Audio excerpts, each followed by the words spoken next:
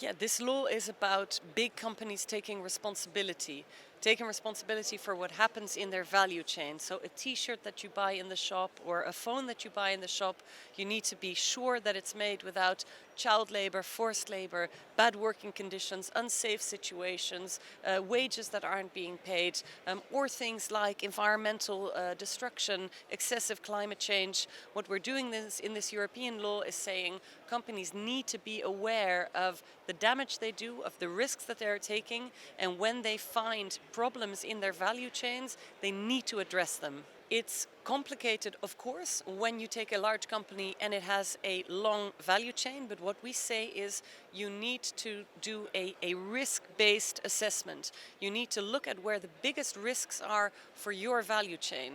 If you are making chocolate, for instance, it will be things like child labor.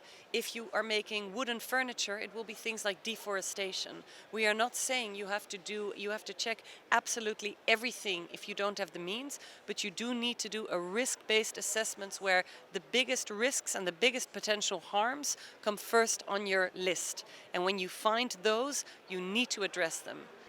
On this law, there has been a lot of resistance, and the resistance has been because there are parts in this law that are good for companies in the sense that there is clarity now, there is a level playing field, but there are parts that some companies have lobbied very hard against because we are talking about liability, we are talking about sanctions when companies don't do their due diligence properly, and we're talking about the obligation to provide compensation for victims, for instance, of land grabbing.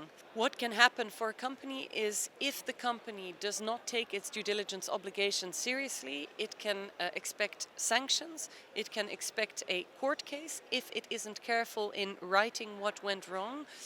But of course, what we hope with this law is that it will prevent these cases, it will prevent things like child labor or excessive environmental damage. That prevention is the key. If that doesn't happen, then we say in the law compensation, or if not, sanctions or litigation.